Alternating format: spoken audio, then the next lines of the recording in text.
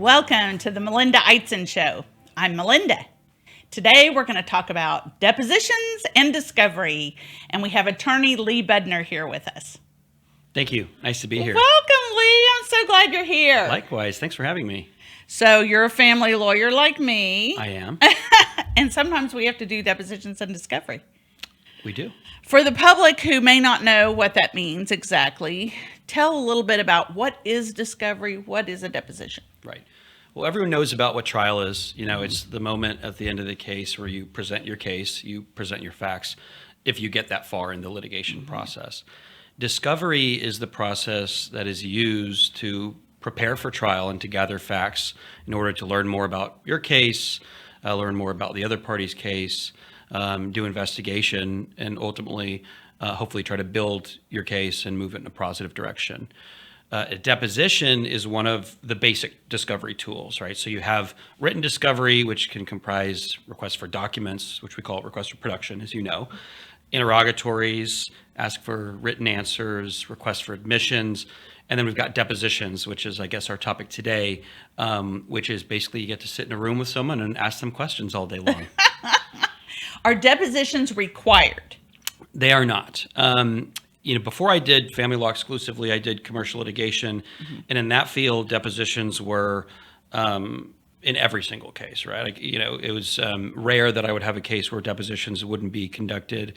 It was part of the basic fact finding and development of a case.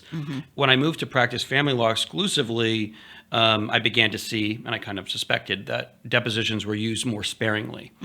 So they're not required, but they can be good tools in the right circumstances. And really, ideally, the lawyer's working with the client to decide, should we take depositions or not? And is it worth the cost? Because they're expensive, right? You have to get ready for them and conduct them. And that's how we would decide, should we do it or should we not do it? Yeah, I think that's one of the biggest, well, there's a lot of reasons why you shouldn't do a deposition. There's a lot of reasons why you should.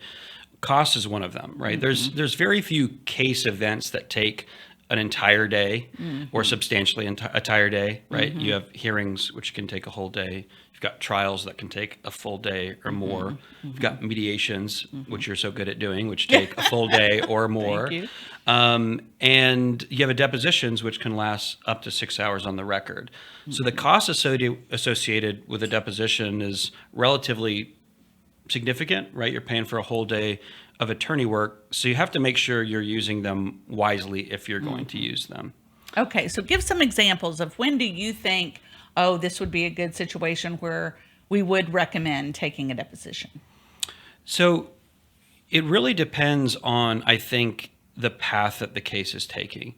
If a case is on a path to litigation, to trial, or to contested hearings where you're showing up in court and kind of duking it out, that increases the likelihood that you might want to do a deposition. If a case is on a settlement track, right, if you're doing informal settlement talks, if it's heading to mediation, it's pretty friendly, amicable, usually a deposition should be thought of with a little bit of skepticism or caution.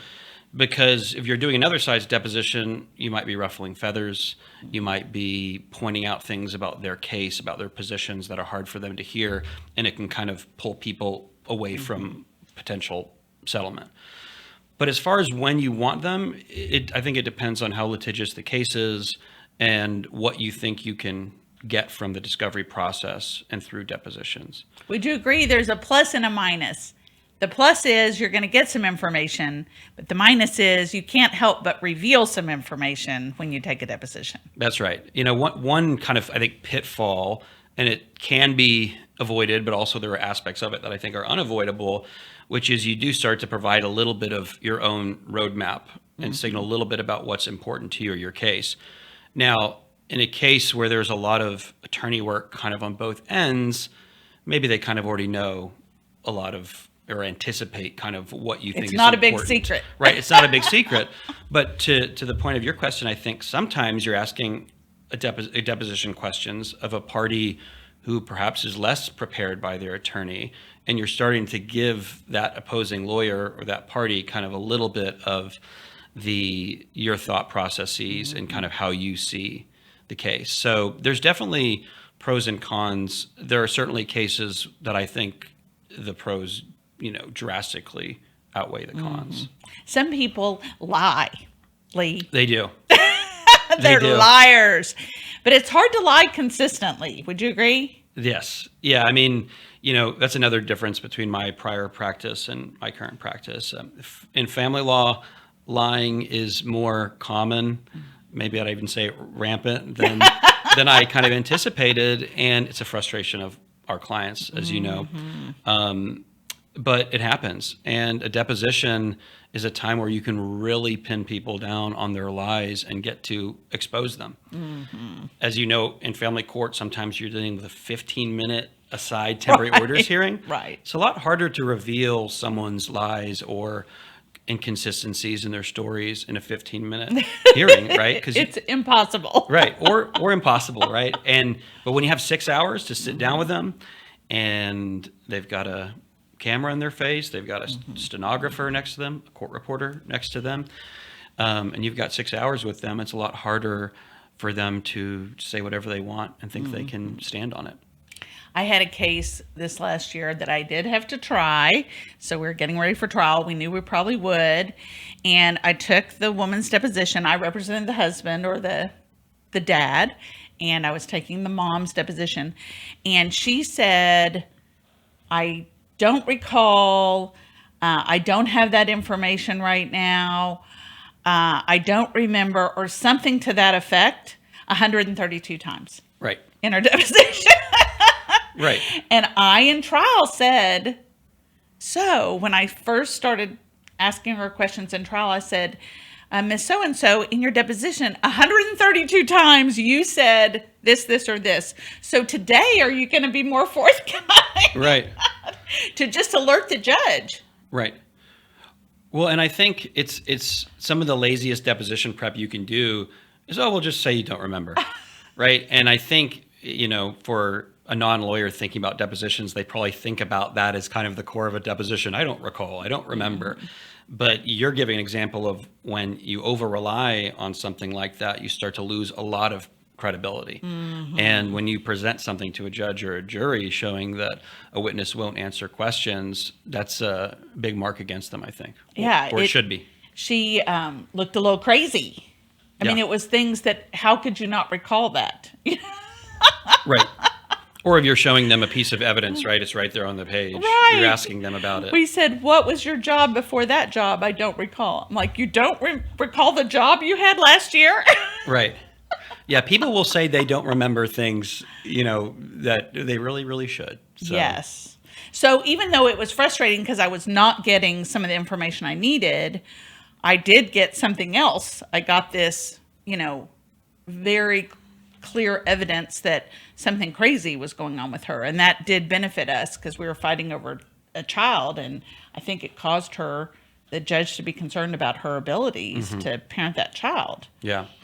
And I think that's an interesting topic because it's kind of like an example of the frustrations of a deposition when you're the one taking it, right? If you're not getting the evidence you're wanting, the testimony you're wanting, because she's saying, I don't recall, I don't remember, part of it is like, okay, well, I'm not getting what I need here. At the same time, you have that benefit of, okay, well, I'm establishing lack of credibility through the witness's inability to answer questions. I had a similar situation a few weeks ago with a witness who was non-responsive, where I think I had to put 185 non-responsiveness objections on the record and, take that to the court. So to try to get them to make the person answer. To try to get more deposition time to make them answer questions. Yes. But I think in doing so, a witness might think they're, kind of succeeding in dodging questions or saying whatever they want rather than answering the question. But I think more often than not, it comes back around to kind of bite them when they're not complying with the process. Are there people we might take a deposition of besides the other party in the lawsuit? Yes, I think the other party in the lawsuit is the most common, but sometimes you want fact witnesses. Sometimes you want kind of collaterals to the case, right? If there's a mental health professional involved in the case that's offering some kind of opinion, and you're going to a contested hearing, it can be sometimes a good idea to consider whether you depose them. sometimes in family law, there are people who are causing problems in the case, whether it be related to property issues or kid issues that are not the parties themselves, but are aligned with the parties. Yes. And sometimes investigating kind of their role in the story can be a proper use of a deposition as well. So let's talk about experts. So let's say they've conducted a custody evaluation and they've given out a report. You might take their deposition, right? Yep. And understand the report or poke holes in the report or try to persuade them otherwise if you Right. did not like the report. Right. They're not going to lie, Right. those experts. Yeah, most of the time not. I agree with you there. Yeah, you can definitely conduct expert depositions, right? Also for testifying experts of the other side. If they have an expert on valuation or characterization of property, you can do experts on that as well. You said something that I found interesting, which is using the deposition as an opportunity to persuade the witness, which is, usually when you think about a deposition, that's kind of not what jumps right off the page, right? It's your own fact-finding mission. But I think one of the neat things about depositions is you also got to think about, well, who's my audience here, right? Because, well, you've got, the court is maybe the ultimate most important audience if they're going to see. Yeah, judge or the jury. Right, if they're going to see the deposition transcript. But sometimes the audience might be the person you're asking questions to because you want to convince them of something. You brought up the scenario where you may be trying to convince a custody evaluator of something about your side of the story or your side of the case. Sometimes you're trying to convince the witness themselves in terms of a party, right? There's been times where I've tried to kind of cut through a little bit of that attorney-client relationship on the other side and show them something about the case that I think they're not seeing that's an obstacle to resolving it. Yeah, that's a great point because we can't get to them. We can if we're in collaborative, right?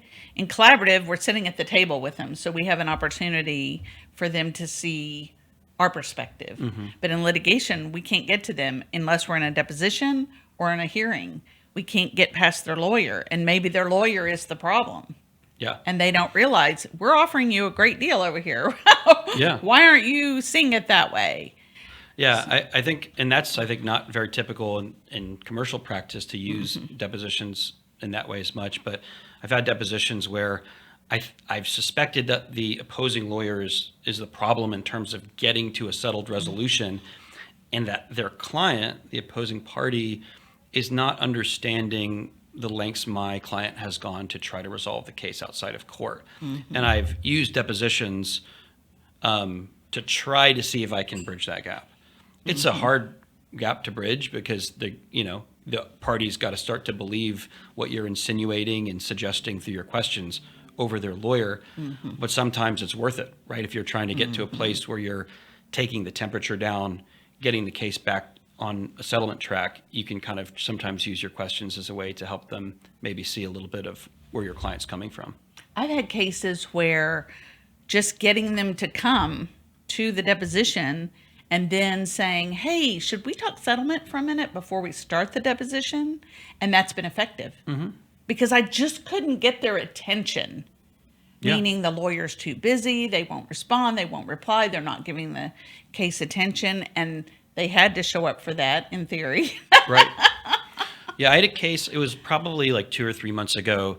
The other side wanted to conduct my client's deposition, the husband, and I knew that it wasn't going to be good for the parties. I knew it was going to drive them further apart. I urged her not to do it because I didn't think it was constructive in the case. The other lawyer started the deposition. We're in it for 30 minutes. I call a break and say, hey, are we really doing this? Right? About another hour goes by. It's starting to go in a direction that is only going to open wounds, not really help anyone's case, and it's just kind of mudslinging. And I called another break and said, can we just convert this to a settlement conference instead? Because nothing good's going to happen today. And we did, and we settled it. And we were settling on the terms that I wanted to roughly settle at prior to the deposition beginning. So we didn't lose ground, but we avoided another 4 hours of widening distances between people and causing more Yes. problems between people. Yes. I think that's the only time I've called a deposition and converted it into a settlement conference, but it happened. Yes. Worked. Well, it just shows we have to be flexible and think creatively sometimes in these cases. I had one instance where I was taking the deposition of a sibling of the other party and who lived with her. So she had seen what was going on with the child and all that. So very relevant, proper deposition because that person certainly had information. But I also thought, why are they protecting her? Mm-hmm. And I was able to kind of bond with that witness, and she ended up loving me and talking when we weren't in deposition time. And in the end, she turned and started helping my client. So I think she saw I wasn't the evil devil lawyer trying to do something devilly horrible, that I was genuinely concerned about this child and what was going on. So just human, there's no substituting human connection. Yeah, I think that's a great point. And when you don't, if your only opportunity to talk to a witness like that, real opportunities in a deposition, or let's say it's a non-testifying expert of the other party. So let's say it's a other party's therapist or something like that, a treating therapist. Sometimes you can use the deposition as a way to kind of show them, well, I know you have these assumptions about what's going on here, but have you considered these things? Right. And sometimes, if you're lucky and if you do a good job, you can maybe see if you can kind of change the way they view a case or an issue. And that can sometimes lead to pretty big benefits in the case. If you kind of take a witness from their side over to yours a little bit, that can provide benefits. That'd be a huge swing. Yeah. So let's say that we really do need information. We're not trying to connect with a human being or any of that. We're just genuinely in a case where, hey, we need more information, especially on the property side, complex property. Sometimes we need a third party to explain. Maybe it's their witness on separate property claim. I'm always so disappointed when I hire an expert and they're like, oh, that expert totally messed that up. Because maybe it's an expert I have high regard for and I think it's probably right, but not always. They're human. They can make mistakes. Right. So you might have your own expert preparing you to take another expert's deposition. True? Right. Yeah. If you're dealing with a property issue that's complicated and maybe it relates to something, some accounting procedure, accounting issues that you're not aware of, maybe it has something to do with the actual field that the business is in, that an understanding about customer relationships or something like that you need some additional context on and information on, you can use your own experts or industry experts or people in a field to kind of educate you so that you as a lawyer, a layperson in the field that your client may be, an expert in or proficient in, you can use that to go in and improve the quality of your questions and help the right questions to ask. Yes, yes. And you're allowed to take a break during Yeah. the deposition. Yeah. And go say, now what else should I be asking? We have had cases where people thought in their estate planning that they had set up trusts, but they didn't actually put the things in the trust they intended to. They didn't do what the lawyer said to do. So in their minds, it's in a trust, but when it comes down to it's not. I had one where they set up trusts and the irrevocable trusts. Then they decided they regretted that. So they hired another lawyer to try to undo the trusts, but they were irrevocable and that wasn't really done properly. So then they hired a third lawyer. This is all before they're divorcing. Third lawyer to redo the trusts. So it was a big mess. By the time it gets to us and we're trying to figure out how do we untangle all this, we can't even tell. So we had to get these lawyers involved that had drafted all this to say, what is where? And it was true, like just genuine fact finding. Right. Yeah, and I think, trust law, trust in estates is pretty different from family law. And if there's a thorny issue involving an interpretation of a trust or whether it was dissolved or what's in it, and, sometimes it's best to consult a another lawyer as an expert to kind of figure out what's what. And in your situation, you're talking about the people who actually design the trust agreements or the dissolution documents to figure out, what did everyone think they were doing when they were doing it, and was it done right? Now, I know your partner, Carla, does a lot of collaborative. Do you do collaborative?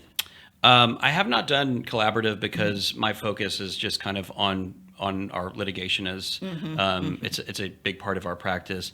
I'd love to do it. And I've got a little bit of training on it, but I haven't done any collaborative cases. So in collaborative, if we don't take depositions in collaborative, but we might still have those expert people, like the trust example, come to a collaborative meeting, and we might ask them a bunch of questions.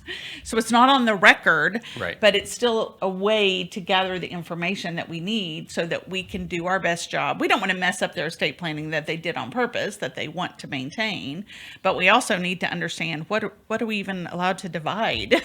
Right. Well, and as like any field, like you don't know what you don't know. And, I think lawyers can get themselves into a little bit of trouble when they think they understand issues that are outside of their area of expertise. So, reach out to experts in different fields when you need them. And trust and estates is definitely one where we look to other people to help us understand issues properly. Yes, same here. So in your experience, are most people very prepared to have their deposition taken or not very prepared?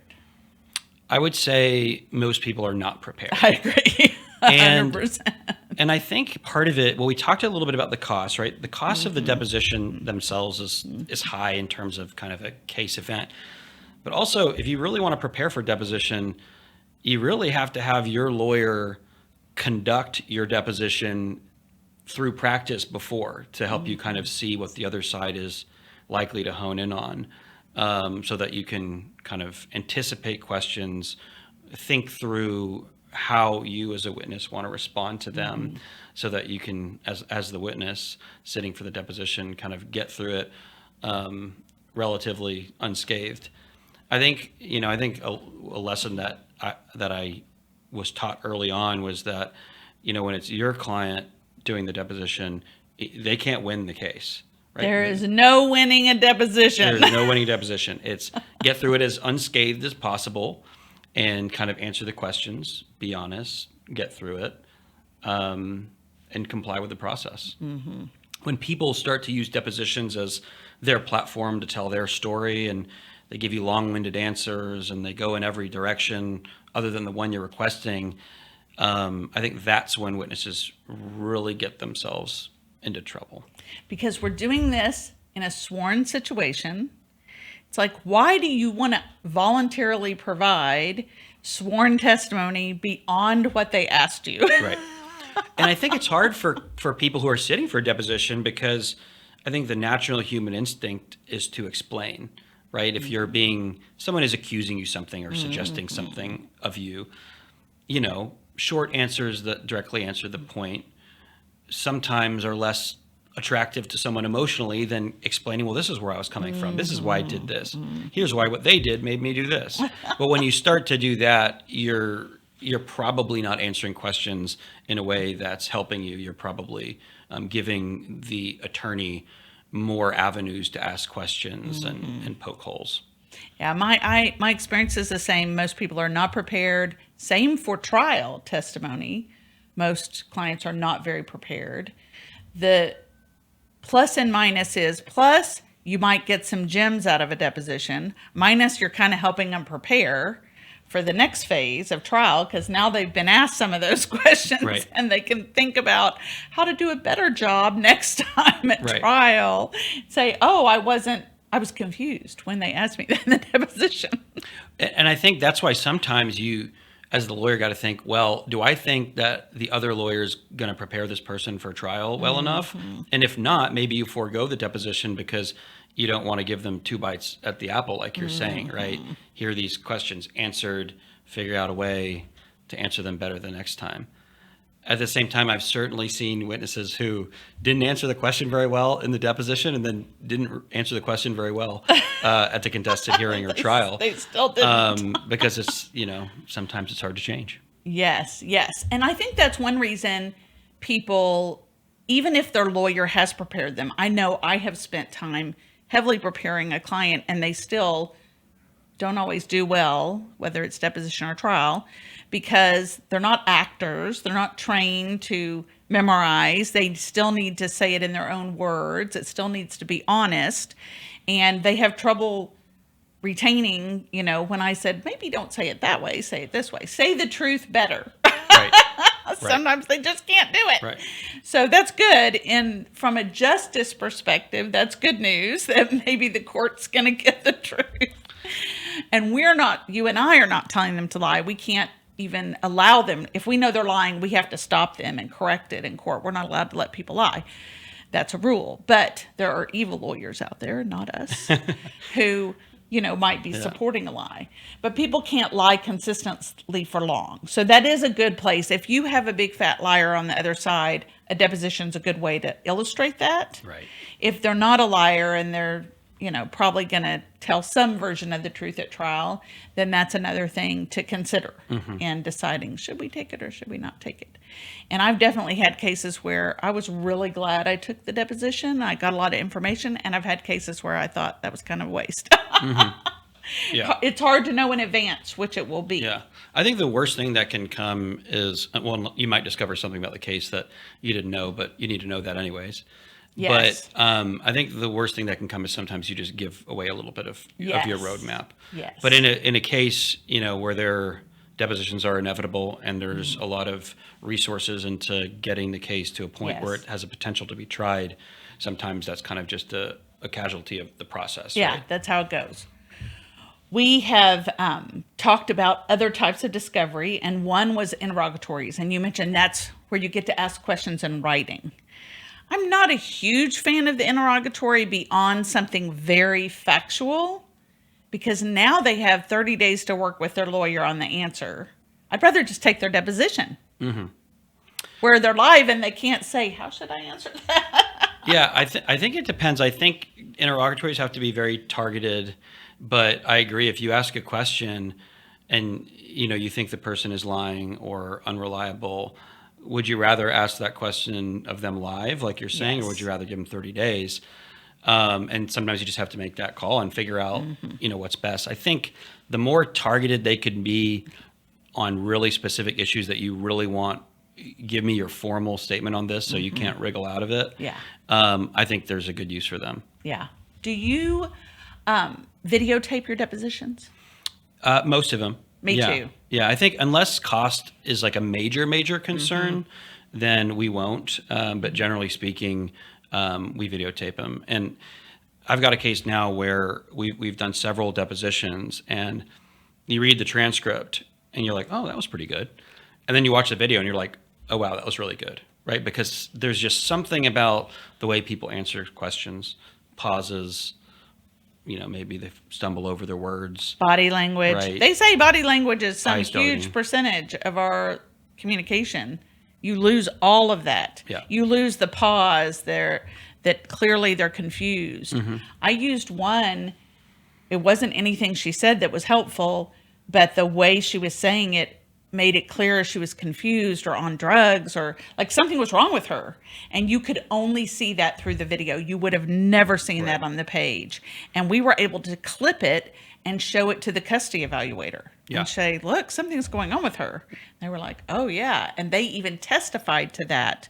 When the custody evaluator testified at trial, they were like, well, I saw, to support what they were saying, that something's wrong with her, I saw her deposition. She did da-da-da. I saw her today when she testified. She did da-da-da. So sometimes you need your expert to be able to booster what they're going to say.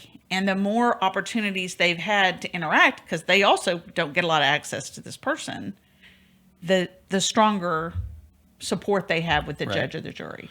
Right. And, when you get a transcript of a deposition, it's not like you're reading a screenplay. Right. So if the question is, you said XYZ, wasn't that a lie?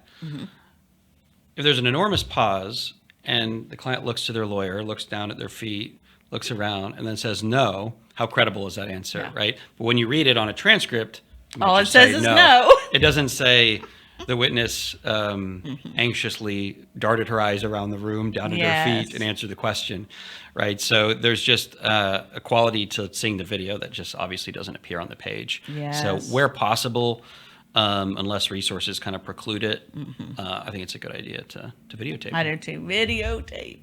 So Lee, you practice in Dallas, and what areas do you cover? I practice in Dallas and all surrounding counties, Tarrant, Collin, Rockwall, Denton. And my practice is focused on family law and family law litigation. My partner, Carla Calabrese, does a lot of collaborative work, but my focus is primarily in family law litigation. That's great. Okay, well, we're going to put your information on the screen. If anybody Great. wants to find you, they might want to talk to you about a deposition. Yeah. Yeah, and you can find me, my name's Lee Budner, and you can find me at lee@calabresebudner.com or our website, calabresebudner.com. Excellent. Thank you so much Thank for you. being here. This was really helpful. Yeah, thanks for having me. It was You're a lot of fun. welcome. Thank you for tuning in and learning a little bit more about discovery and depositions. It's a little more complicated than you thought, I bet. There's an art to sorting out the best way to pursue your case. And ideally, you're working as a partner with your lawyer to figure out the pros and cons and the best path. Thanks for tuning in, and please tune in again next time.